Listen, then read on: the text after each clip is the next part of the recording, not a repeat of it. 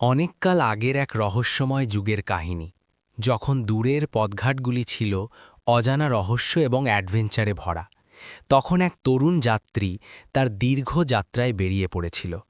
যখন পথের অর্ধেক অংশে পৌঁছে গেছে, তখন অন্ধকার রাত্রি নেমে এসেছে এবং তাকে অনিচ্ছা সত্ত্বেও একটি ছোট শহরের আশ্রয়স্থলে বিশ্রাম নিতে হয়েছে।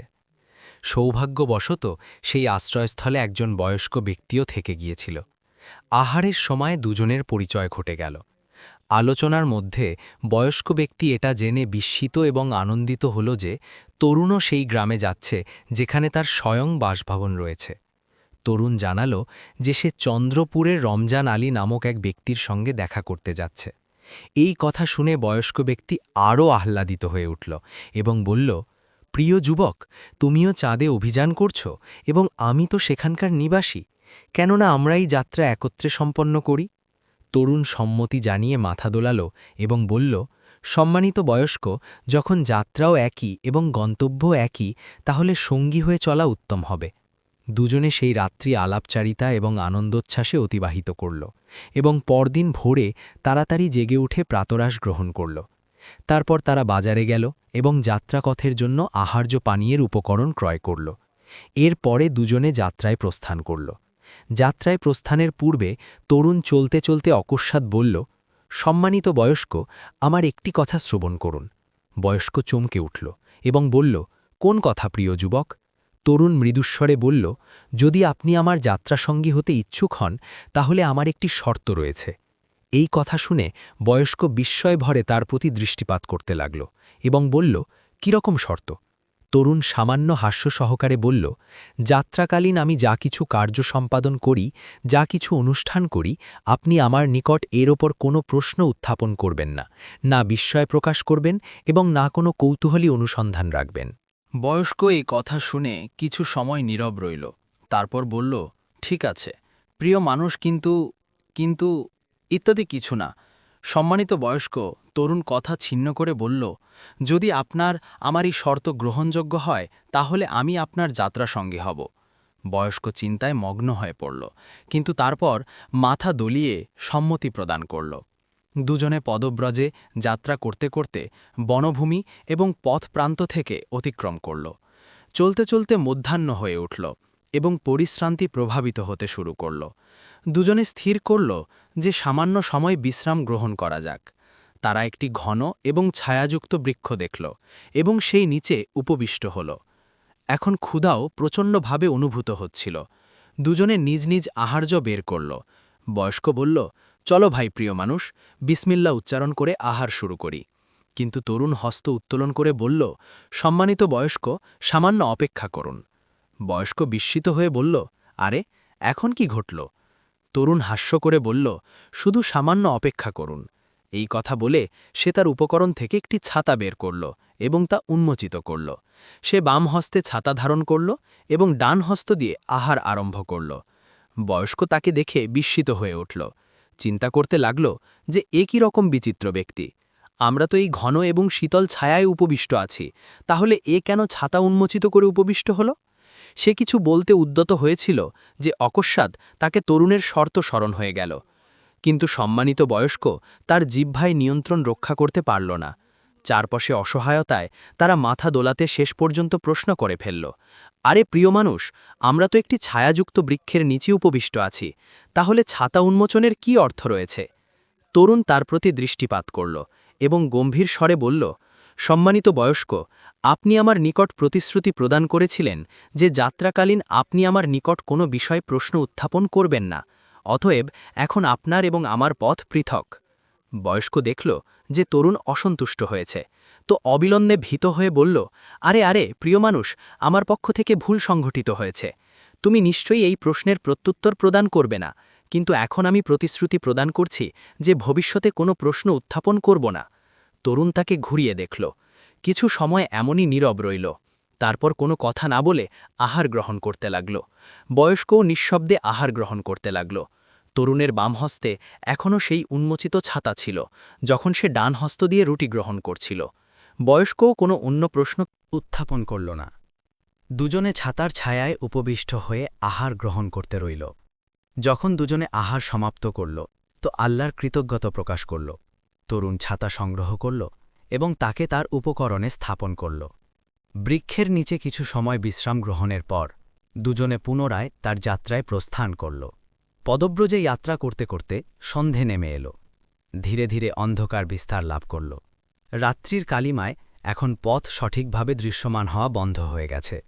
বনভূমির অঞ্চল ছিল, যেখানে যে কোনো মুহূর্তে কোনো প্রাণী, সর্প বা বিষাক্ত কীট আক্রমণ করতে পারত। এমন পরিস্থিতিতে দুজনে স্থির করল যে উত্তম হবে যে এখানেই অবস্থান করি এবং রাত্রি এই স্থানে অতিবাহিত করি। যাত্রার পরিশ্রান্তি বয়স্ককে বিপর্যস্ত করে দিয়েছিল। সে একটি বৃক্ষের নিচে উপবিষ্ট হল এবং তার মোটা মূলের সঙ্গে পৃষ্ঠ টেকাল। সে পরিশ্রান্ত স্বরে বলল, চলো প্রিয় মানুষ, তুমিও এই কাণ্ডের সঙ্গে টেক লাগিয়ে উপবিষ্ট হও। সামান্য সময় বিশ্রাম গ্রহণ করব। যখন পরিশ্রান্তি দূরীভূত হবে তাহলে যাত্রা পুনরারম্ভ করব। কিন্তু তরুণ মাথা দলিয়ে বলল, মহান প্রিয় মানুষ, এমন নয়। বয়স্ক বিস্মিত হয়ে তার প্রতি দৃষ্টিপাত করতে লাগল। তো তাহলে কি রকম প্রিয় মানুষ? তরুণ বলল, আমাদের এমন কোনো বৃক্ষ অনুসন্ধান করতে হবে যার মোটা শাখা রয়েছে, এতটা প্রশস্ত যে আমাদের দুজনের ভার বহন করতে সক্ষম, এবং তার কাণ্ড এমন যে আমরা দুজনে স্বচ্ছন্দে শয়ন করতে পারি। তাহলে তো রাত্রি স্বচ্ছন্দে অতিক্রান্ত হবে। বয়স্ক অত্যন্ত বিস্মিত হল। সে এখনই প্রশ্ন করতে উদ্যত হয়েছিল যে প্রিয় মানুষ কোনো বৃক্ষে কেন, কিন্তু তাকে তার প্রতিশ্রুতি স্মরণ হয়ে গেল এবং নীরবতা অবলম্বন করল।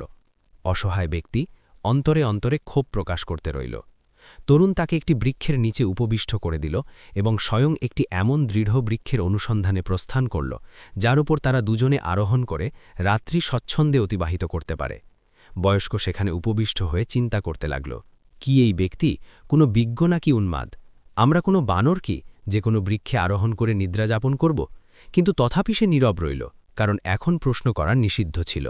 অনেক সময় অতিক্রান্ত হওয়ার পর তরুণ বনভূমিতে ঘুরে ঘুরে এবং অবশেষে তাকে একটি দৃঢ় কাণ্ডযুক্ত ঘন বৃক্ষ প্রাপ্ত হল, যার শাখা এতটা প্রশস্ত ছিল যে দানব তার উপর নিরাপদে উপবিষ্ট হতে পারত।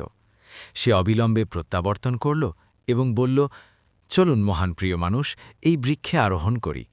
বয়স্ক কিছু কঠোর স্বরে বলল, আরে প্রিয় মানুষ, তুমি তো অসাধারণ করো। তুমি তো তরুণ, স্বচ্ছন্দে আরোহণ করবে। আমি তো একজন বয়স্ক ব্যক্তি, দুর্বল। আমার পক্ষে বৃক্ষে আরোহণ অত্যন্ত কঠিন। তরুণ হাস্য করে বলল, মহান প্রিয় মানুষ, আমি আপনার সহায়তা প্রদান করব। বয়স্ক সামান্য বিরক্তি সহকারে বলল, কি প্রয়োজন এই বৃক্ষে আরোহণের? তুমি আরোহণ করে তোমার রাত্রি অতিবাহিত করো, আমি নিচে কোথাও শয়ন করি। কিন্তু তরুণ স্মরণ করিয়ে দিল, আপনি আমার নিকট প্রতিশ্রুতি প্রদান করেছিলেন যে যাত্রাকালীন কোনো প্রশ্ন উত্থাপন করবেন না এবং না তর্ক করবেন। চলুন, আমি আপনার সহায়তা প্রদান করি। এখন বয়স্ক বুঝতে পারল যে এই তরুণ অত্যন্ত অটল এবং তার কথা অমান্য করলে পরিস্থিতি বিগড়াতে পারে। অসহায় হয়ে সে সম্মতি প্রদান করল। তরুণ বড় ধৈর্য সহকারে বয়স্ককে সহায়তা প্রদান করল এবং কোনো রকম তাকে বৃক্ষে আরোহণ করিয়ে দিল। এরপর স্বয়ংও এই বৃক্ষে আরোহণ করল। দুজনে বৃক্ষের মোটা শাখায় কাণ্ডের সহায়তায় উপবিষ্ট হল। বয়স্ক অন্তরে অন্তরে ক্ষুব্ধ হতে রইল, কিন্তু এখন উচ্চারণ করতে পারত না। রাত্রি ধীরে ধীরে গভীরতর হতে লাগল। বয়স্ক তো পরিশ্রান্তির দপটে অবিলম্বে নিদ্রায় মগ্ন হল, কিন্তু তরুণ সতর্কতা অবলম্বন করে নিদ্রা যাপন করছিল। রাত্রি যাপনকালীন তরুণ সতর্ক রইল। সামান্য শব্দে তার চক্ষু উন্মিলিতা হয়ে যেত। অনেকবার তো সে বৃক্ষ থেকে নিচে ঝুঁকে পর্যবেক্ষণ করল। কিন্তু তার অন্তরে এখনও সেই তরুণকে নিয়ে অসংখ্য প্রশ্ন রয়েছে যা সে উত্থাপন করতে পারেনি। মহান প্রিয় মানুষ তরুণকে বলল, চলো সন্তান, আমার সঙ্গে আমার বাসভবনে চলো। আমার বাসভবনে আমার কন্যা রয়েছে, সে অত্যন্ত সুস্বাদু আহার্য প্রস্তুত করে। আজকের দিবসে তুমি আমার অতিথি। এই কথা বয়স্ক ব্যক্তি আনুষ্ঠানিকভাবে উচ্চারণ করেছিল, যেমন অতিথি আতিথেয়তার রীতি পালন করছে। কিন্তু তরুণ যে সেখানে বিদায় গ্রহণের জন্য প্রস্তুত ছিল, হাস্য করে বলল, মহান প্রিয় মানুষ, আমি আপনার নিকট অনুমতি প্রার্থনা করব। আমাকে অবিলম্বে আমার এই আত্মীয়ের সঙ্গে সাক্ষাৎ করতে হবে। আমি তার বাসভবনেও অবস্থান করব না। যদি অবস্থান করতে হয় তো এখানে কোনো সামান্য আশ্রয়স্থলে রাত্রি অতিবাহিত করব। বয়স্ক যে পূর্ব থেকেই যাত্রায় তরুণের বিচিত্র ক্রিয়াকলাপ থেকে অন্তরে অন্তরে ক্ষুব্ধ ছিল, সামান্য কঠোর স্বরে বলল, ঠিক আছে তরুণ, যেমন তোমার ইচ্ছানুসারে। এখন আমরা পরস্পর থেকে বিদায় গ্রহণ করি। যাত্রা সুন্দরভাবে অতিক্রান্ত হয়েছে। সে বিদায় উচ্চারণ করে মোড় নিল যে তরুণ পুনরায় আহ্বান করল, মহান প্রিয় মানুষ, প্রস্থানকালে একটি কথা আরও শ্রবণ করুন। বয়স্ক থমকে গেল এবং বলল, সেটি কি? তরুণ বলল, যখন বাসভবনে প্রবেশ করবেন তো দ্বারে আঘাত অবশ্যই প্রদান করুন এবং সামান্য খাসুন, যাতে বাসভবনের লোকজনকে আপনার আগমনের সংবাদ প্রাপ্ত হয়। বয়স্ক সামান্য হাস্য করে বলল, আচ্ছা প্রিয় মানুষ, তোমার উপদেশ পূর্ব থেকে মানব। তুমি তো বিজ্ঞ, এখন আমাকে অনুমতি প্রদান করো। সে অন্তরে অন্তরে হাসল। কীরকম বিচিত্র ব্যক্তি! আমি স্বয়ং বাসভবনে যাচ্ছি, কি আমাকে সেখানে আঘাত প্রদান এবং খাসার প্রয়োজন রয়েছে? কিন্তু সে এখন সেই তরুণ থেকে অবিলম্বে মুক্তিপ্রাপ্ত করতে ইচ্ছুক ছিল। সে বিদায় গ্রহণ করল এবং তার বাসভবনের দিকে প্রস্থান করল। যখন তরুণ তার পথে প্রস্থান করল, যখন বয়স্ক তার বাসভবনের দ্বারে পৌঁছল এবং যেমনই সে চাবি বের করে তালা উন্মোচন করতে ইচ্ছুক হল, অকস্মাৎ তাকে তরুণের উচ্চারিত সেই কথা স্মরণ হয়ে গেল, আঘাত প্রদান এবং খাসা ভুলবেন না। সে পুনরায় অন্তরে অন্তরে হাসল, কিন্তু অজানা কোনো চিন্তায় সে দ্বারে প্রচণ্ড আঘাত প্রদান করল এবং তারপর সামান্য খাসিও অনুষ্ঠান করল। সামান্য সময় পর দ্বার উন্মোচিত হল। সম্মুখে তার কন্যা প্রিয়া দাঁড়িয়েছিল। বয়স্ক বলল, আরে সন্তান, দ্বার উন্মোচনে এত বিলম্ব কেন করলে? প্রিয়া অভিবাদন করল এবং প্রত্যুত্তর প্রদান করল, পিতামহ, আমি স্নান করছিলাম। আপনার দ্বারে আঘাত প্রদান এবং খাসায় আমাকে সংবাদ প্রাপ্ত হয়েছে যে আপনি উপস্থিত হয়েছেন, না হলে সম্ভবত আমি শ্রবণ করতেই পারতাম না। বয়স্ক যেমনই বাসভবনের অভ্যন্তরে প্রবেশ করল তো সামান্য জ্বালাপোড়া করে বলল, আজ তো সন্তান মস্তিষ্ক কিছু পূর্বেই বিগৃত হয়ে গেছে। তার কন্যা প্রিয়া, যে উঠোনে খাট বিছানো করছিল, অবিলম্বে উদ্বিগ্ন হয়ে বলল, পিতামহ, সুস্থতা তো রয়েছে? বয়স্ক উপবিষ্ট হয়ে বলল, আরে সন্তান, কি প্রশ্ন করো? পথে এক বিচিত্র প্রকারের তরুণ সাক্ষাৎ হয়ে গেল, যাত্রায় সঙ্গী হয়ে উঠল এবং তারপরে এই কথা উচ্চারণ করতে করতে বয়স্ক সম্পূর্ণ যাত্রার কাহিনী প্রথম থেকে শেষ পর্যন্ত তার কন্যাকে শোনাল। ছাতার ঘটনা, বৃক্ষে আরোহণ, নদী অতিক্রম এবং শেষ উপদেশ পর্যন্ত। প্রিয়া বড় আগ্রহ সহকারে প্রত্যেক কথা শ্রবণ করতে রইল। তরুণের প্রত্যেক বিচিত্র মনে হওয়া কথাও তাকে বড় বিজ্ঞতাপূর্ণ অনুভূত হচ্ছিল। যখন বয়স্ক কাহিনী সমাপ্ত করল তো প্রিয়াকে প্রশ্ন করল, পিতামহ, সেই তরুণ এখন কোথায় গেল? বয়স্ক বলল যে সে তার কোনো আত্মীয়ের সঙ্গে সাক্ষাৎ করতে গেছে, কিন্তু বড় স্বাভিমানী ছিল।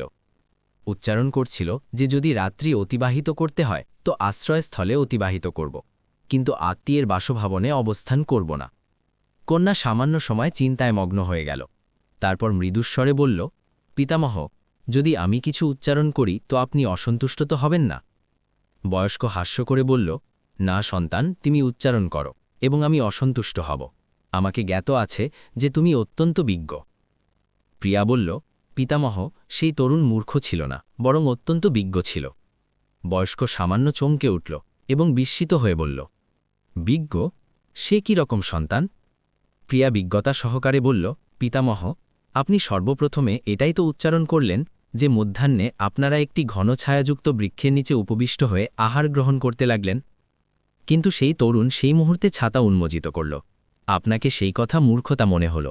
কিন্তু চিন্তা করুন, বৃক্ষে পক্ষীর দল উপবিষ্ট থাকে। যদি কোনো পক্ষী ওপর থেকে কিছু নিক্ষেপ করত, যেমন মল, তো আহার্য বিগড়িত হয়ে যেত বা আপনার পোশাক অপরিচ্ছন্ন হয়ে যেত।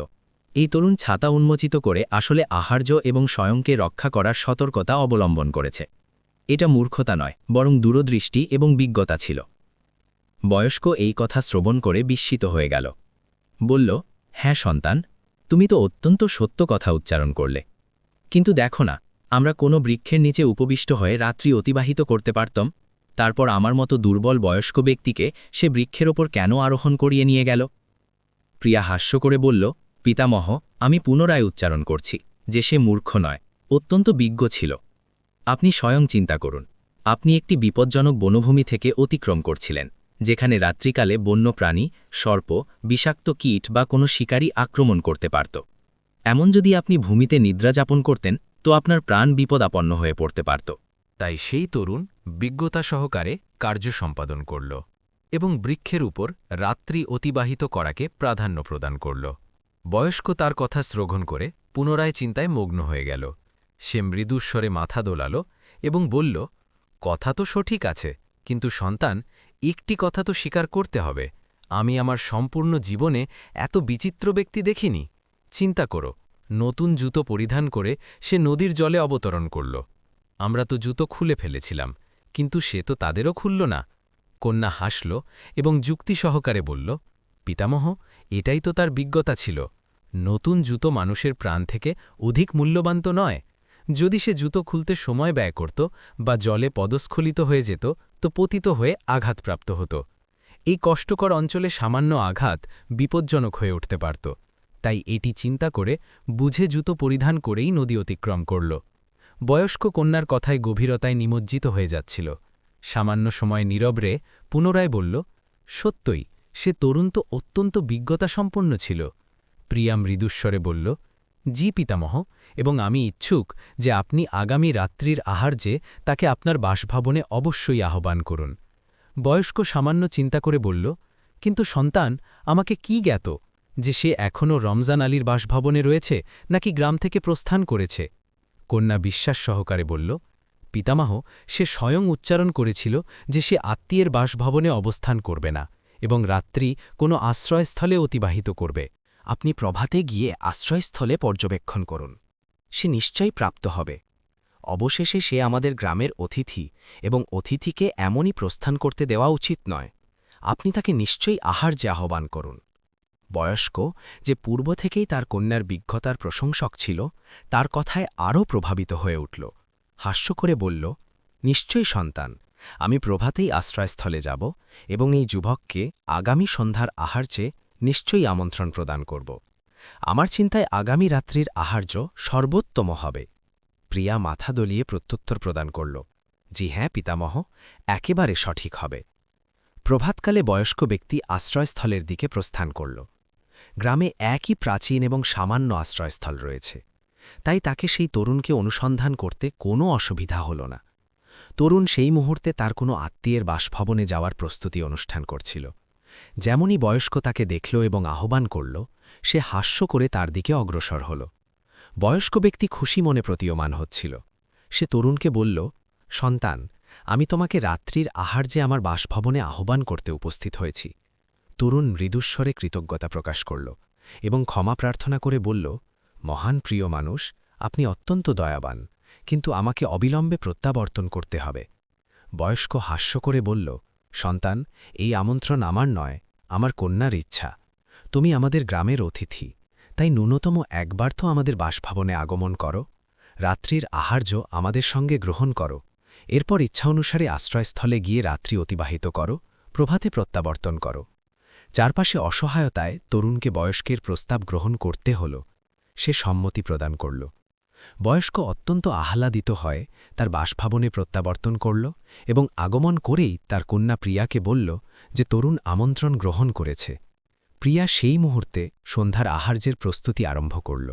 সে বিশেষভাবে উত্তম ব্যঞ্জন প্রস্তুত করল, রুটি প্রস্তুত করল এবং সম্পূর্ণ বাসভবন পরিষ্কার করল। সন্ধ্যা অবতরণ করতে লাগল এবং রাত্রির সময় উপস্থিত হল। সামান্য সময় পর দ্বারে আঘাত হল। বয়স্ক স্বয়ং দ্বার উন্মোচন করতে গেল এবং তরুণের স্বাগত অনুষ্ঠান করে বড় সম্মান সহকারে অভ্যন্তরে নিয়ে এলো। তাকে অতিথি কক্ষে উপবিষ্ট করালো এবং তারপর পর্দা নিক্ষেপ করল, যেমন সেই যুগের শিষ্টাচার ছিল।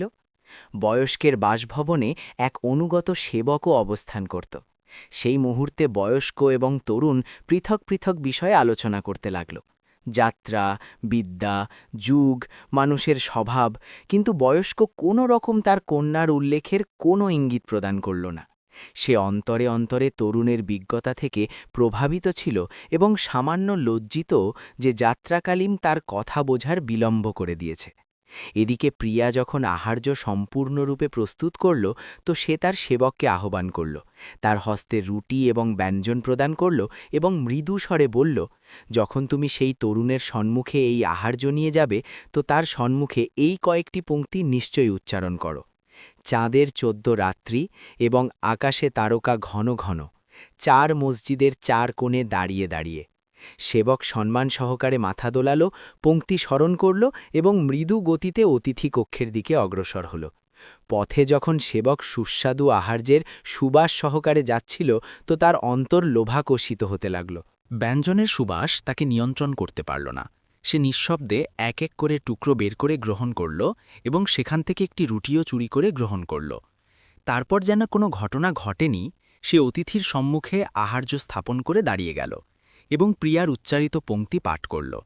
চাঁদের 14তম রাত্রি এবং আকাশে তারকা ঘন ঘন 4 বুর্জ মসজিদের 4 কোণে দাঁড়িয়ে দাঁড়িয়ে। তরুণ পংক্তি শ্রবণ করে সামান্য হাস্য সহকারে আহার্যের পাত্রের দিকে গভীরভাবে দৃষ্টিপাত করল।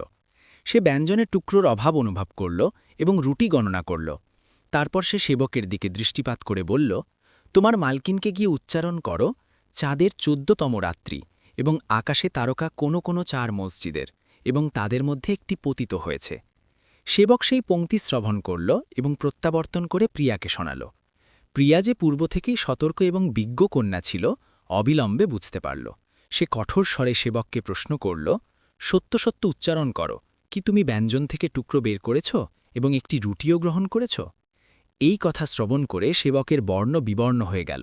সে কাঁপতে কাঁপতে লাগল এবং বিস্মিত হয়ে মগ্ন হয়ে গেল যে মালকিন এসব কীরকম জানল। যখন তরুণ আহার্য গ্রহণ করে বিদায় গ্রহণ করল, তো প্রিয়া তার পিতার সম্মুখে সেই সেবককে আহ্বান করল এবং প্রচুর তিরস্কার করল।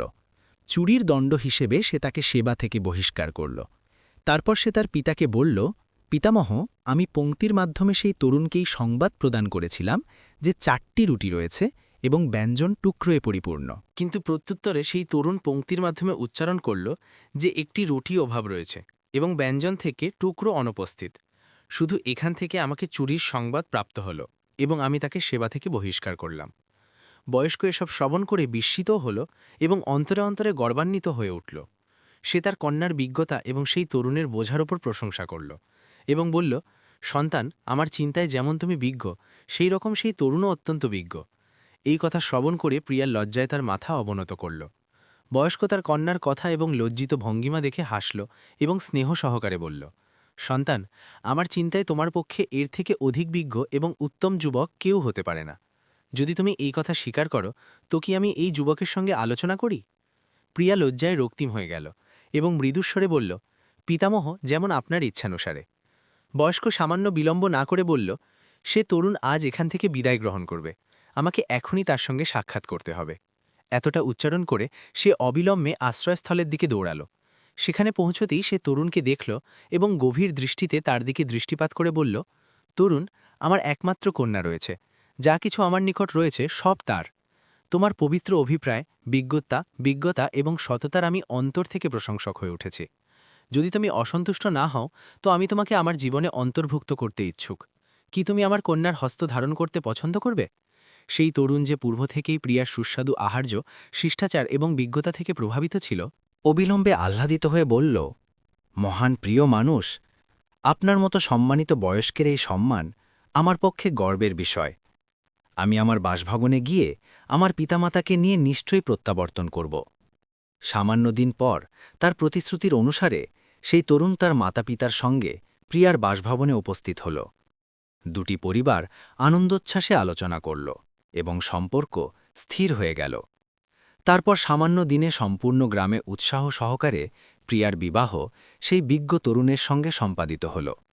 এরপর দুজনে, প্রিয়া এবং তার সঙ্গী, যে বিজ্ঞতা এবং প্রেমের সুন্দর মিলন ছিল, হাস্য আনন্দে তার জীবন অতিবাহিত করতে লাগল। তাদের সম্পর্ক শুধু বিবাহের নয়, বরং দুটি বিজ্ঞ অন্তরের অসাধারণ কাহিনী হয়ে উঠল। আপনি এই গল্প কোন দেশ থেকে দেখছেন কমেন্টে অবশ্যই বলুন এবং এই ভিডিওকে লাইক এবং শেয়ার করুন। পরের গল্প পর্যন্ত অনুমতি দিন। খুদার সুপুর্ত। আল্লাহ হাফেজ।